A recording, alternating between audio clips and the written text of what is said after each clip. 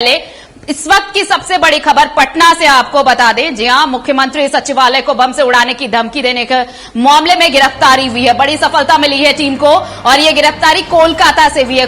कोलकाता से गिरफ्तार किया गया है मोहम्मद जाहिद नाम का शख्स, जिसने ईमेल भेजा था अल-कायदा के नाम से और ये ईमेल भेजकर बम से उड़ाने की धमकी दी थी। टीम गठित की गई, टीम ने जांच की और जांच के बाद इस शख्स को, जिसका नाम मोहम्मद जाहिद बताया जा रहा है, उसे गिरफ्तार किया गया है कोलकाता से। कहा जा रहा है कि जाहिद बिहार के बेगूसराय का रहने वाला है। तो बड़ी खबर इस वक्त की आपको बता रहे हैं, मुख्यमंत्री सचिवालय को बम से उड़ाने की धमकी मिली थी और इस मामले की जब जांच तेज हुई तो देखिए कोलकाता से उस आरोपी को गिरफ्तार किया गया है जिसने ये धमकी दी थी। मेल भेजा था, मेल भेजकर ये धमकी दी थी, ईमेल एक किया गया था और अल-कायदा के नाम से ये धमकी मिली थी जिसमें यह कहा गया था कि सचिवालय को उड़ा दिया जाएगा। उसके बाद जांच चली और देखिए अब ये शख्स जो आरोपी है उसका नाम मोहम्मद जाहिद बताया जा रहा है, उसे गिरफ्तार किया गया। हमारे साथ सहयोगी राजीव जुड़े हुए हैं फोन लाइन पर। राजीव, बड़ी सफलता है टीम के लिए।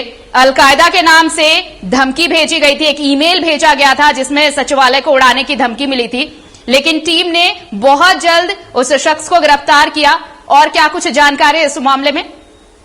देखिए आरती, ये एक एटीएस के लिए बड़ी कामयाबी कह लीजिए, क्योंकि 16 जुलाई को मेल आता है जिसमें अल-कायदा के नाम से ये मेल आता है और उसकी जानकारी लेकिन 2 अगस्त को होती है और 2 अगस्त को जैसे ही ये मेल खोला जाता है उसमें धमकी भरा मेल होता है अल-कायदा की तरफ से। उसके बाद एटीएस ने एक तरीके से पुलिस महकमे में हड़कंप मच जाता है और तत्काल प्रभाव से सचिवालय थाना पटना में केस दर्ज कराया जाता है। केस दर्ज कराने के बाद एटीएस पूरे मामले की जांच में जुट जाती है और तमाम चीजों को छानबीन में लग जाती है। उसके बाद एटीएस जांच करते हुए एक तरीके से कह लिए बड़ी कामयाबी, 3 दिन के भीतर धमकी भरा जो ईमेल भेजा गया उस आरोपी को धर दबोचा गया है।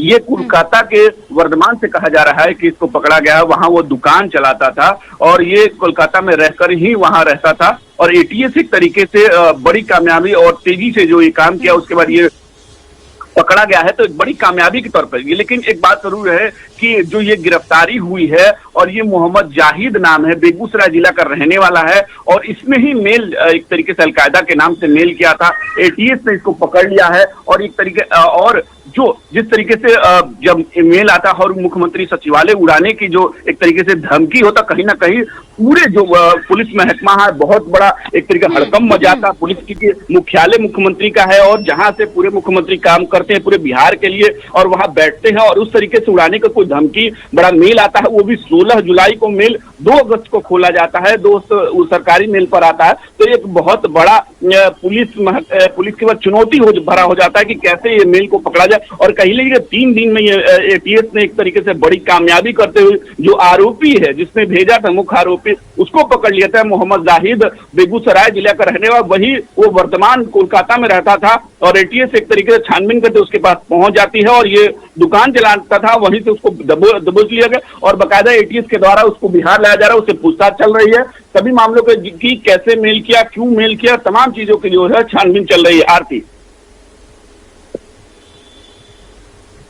बिल्कुल, और जो छानबीन चल रही है, ये मोहम्मद जाहिद की तो गिरफ्तारी हुई है बेगूसराय से राजीव, लेकिन क्या ये भी बात एटीएस की तरफ से कुछ ये कहा जा रहा है कि कोई पूरा नेक्सस था जो इसके पीछे लगा हुआ था, कुछ और नाम है जो एटीएस की रडार पर हैं, उसके लिए रेड चल रही है ताकि जो अगर इसके साथ कुछ और लोग हैं, क्योंकि अगर ये अकेला है, अगर इसने मेल किया है, 16 जुलाई को ये मेल आया, उसके बाद तक इंतजार होता रहा कि कब ये मेल पढ़ा जाता है, उसके बाद एटीएस जांच करती है और फिर जाहिद गिरफ्तार होता है। क्या ऐसी कोई बात सामने आई है कि एटीएस ये भी पता लगाने की कोशिश में है कि जाहिद बाकियों के भी संपर्क में था, कोई नेक्सस इसके पीछे काम कर रहा था, ऐसी कोई जानकारी?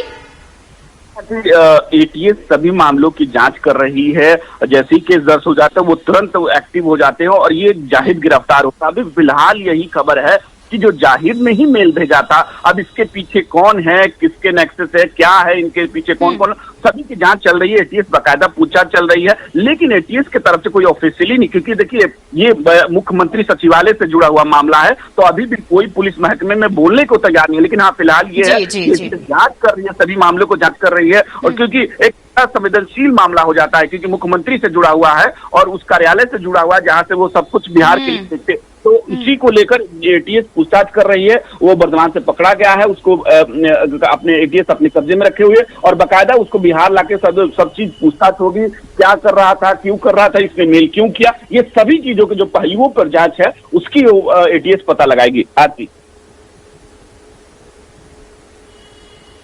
चलिए, बहुत बहुत शुक्रिया राजीव हमारे साथ जुड़ने के लिए। तो देखिए, मुख्यमंत्री सचिवालय को बॉम्ब से उड़ाने की धमकी मिली थी और ये जरा देखिए कि 16 जुलाई को धमकी मिली। उसके बाद 2 अगस्त को ये जब मेल खोला गया, मेल जब पढ़ा गया तो ये पता चला कि अलकायदा के नाम से किसी शख्स ने ये मेल भेजा है, धमकी भरा मेल भेजा है। उसके बाद एटीएस फॉर्म में आई और एटीएस ने एक्शन लिया। कोलकाता से एक शख्स की गिरफ्तारी हुई जिसका नाम मोहम्मद जाहिद बताया जा रहा है। वो बेगूसराय का रहने वाला है। अब उसे गिरफ्तार किया गया है, पूछताछ चल रही है। ये पता लगाने की कोशिश चल रही है कि क्या जाहिद अकेले था जिसने ये धमकी भरा मेल भेजा या फिर इसके पीछे कोई नेक्सस काम कर रहा है।